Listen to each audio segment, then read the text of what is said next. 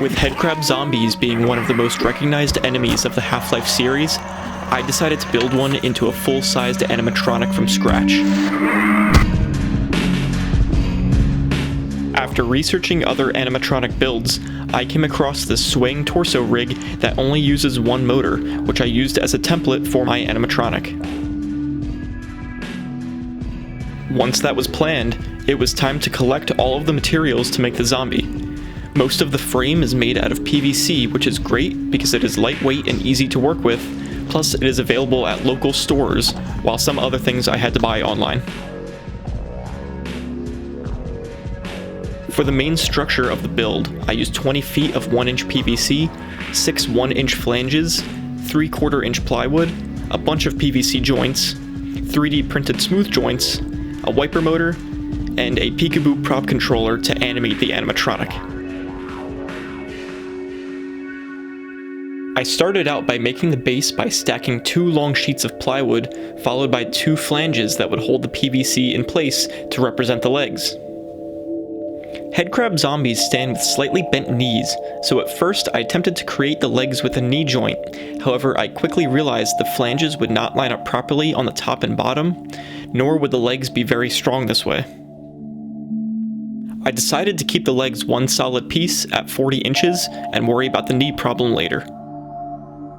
The main bulk of the structure is at what I call the hip plate, because this will hold the wiper motor as well as the entire upper body, which also means this has to hold up the animatronic when it's moving. As you can see, I screwed in 4 flanges. The 2 on the bottom are to hold up the top of the legs, and the 2 on top of the hip plate are used to hold up the upper body. The wiper motor is attached on the bottom of the hip plate with a hole in the center to allow the rotating part to stick through. This is what will move the upper body once it's attached. And as you can see, this is the hip plate being held up by the 2 PVC legs.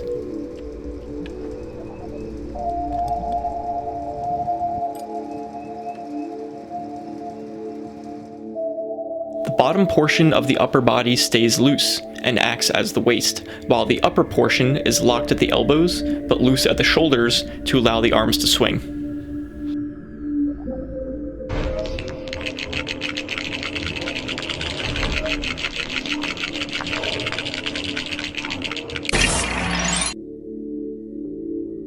Once that is assembled, it simply slides into the top 2 flanges on the hip plate and is ready to move around. However, even without wind, extra weight, and no motion from the wiper motor, it was still unstable and prone to falling over, adding another issue to the list of things to fix. But for now, I pressed on and went to the thrift store to find some clothes to dress the zombie.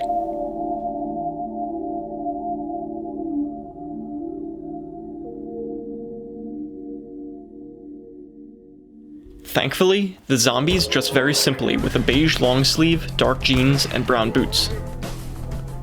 They're actually just reskinned refugee models, which I find very interesting, as we don't see any major clothing differences in the zombies until we see the zombines in episode 1. Pool noodles easily add thickness to the arms, and as difficult as it is to work with, chicken wire is great for molding bigger shapes like the torso. At this point, the overall shape and look of the zombie was much easier to see, so I moved on to creating the claws. The zombie's hands have elongated, mangled fingers that curl in on themselves, and for this, I started with an existing zombie hand prop that I already had, and used a technique with tape and paper to create the extended fingers. Rolling up scrap paper and wrapping it in gaffer's tape created a strong yet malleable tube that could be repeated in different thicknesses and lengths for each finger segment. Then it was a matter of priming with white plastidip for texture, adding red and blue veins, and then a skin tone on top, with the copious amounts of blood coming in later. One of the most eye-catching aspects of the headcrab zombie is how it tears open the host's chest, so it was my goal to make the innards look just as gross as in the game. Although the piece of foam is cut into a rectangular shape, the top and left and right edges will all be covered by the shirt. Using hot glue creates 3D veins, and cutting shallow lines will turn into gnarly slices once heated.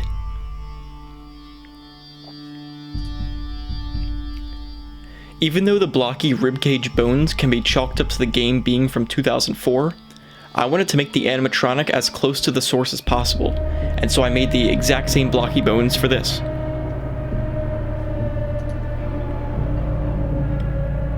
Behind the top layer of flesh is all of the nasty guts and organs that have been infected by the head crab, and the material I know for making gross gore is actually spray foam.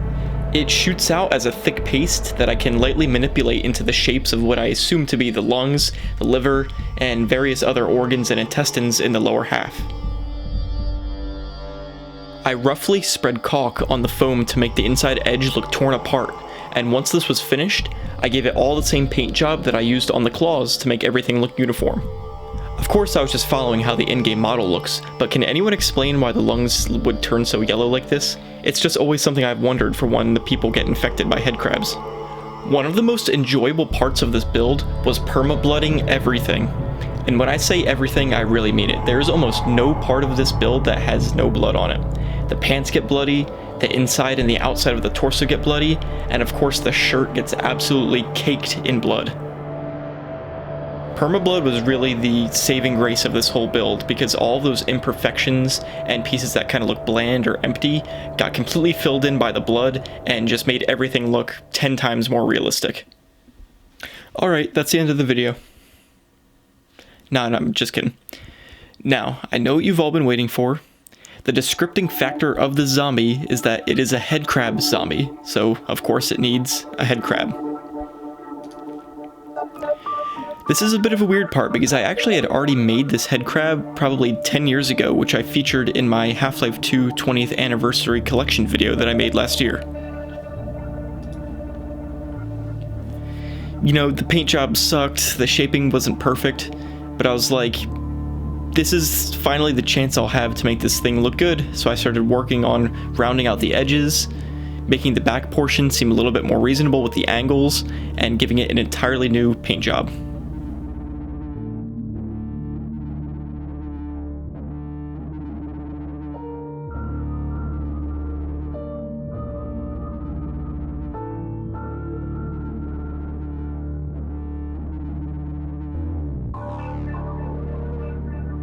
Like the torso, I used caulk to fill in some of the bigger gaps in the back, and just to fill in some of those bigger cracks to make things a little bit more smooth.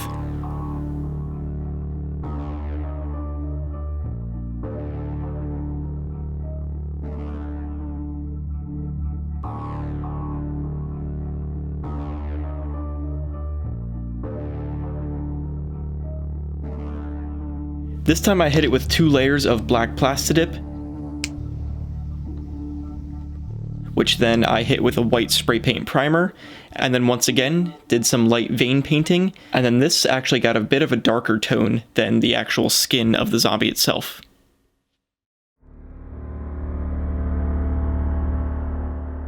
The structure was having a hard time standing by itself, and especially when I was first testing the head crab when it was moving, it was falling over all the time. So I came across this palette and I was like, that's awesome, palettes are in Half-Life all the time. This will make a perfect base for the head crab zombie. I even went into Gmod and posed around the head crab zombie on a palette and even added in some different items from Half-Life, and that's when I came across the giant cross. And I was like, this is perfect. I have already made a giant cross quite a few years ago, and I was like, this will go perfectly with the head crab zombie. But even with the zombie being so close to completion, I was like, this could just use one more iconic Half-Life item to stand alongside it. The iconic explosive barrel.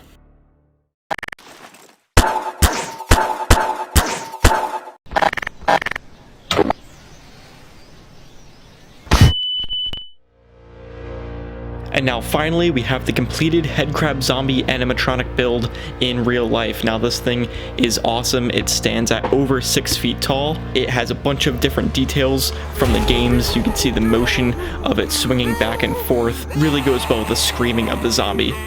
If you want to see me build more things like this, or even crazier things in the future, be sure to leave me a comment letting me know what I should build, and even consider liking and subscribing. And now this is of course during the day, but all of this gets better at night.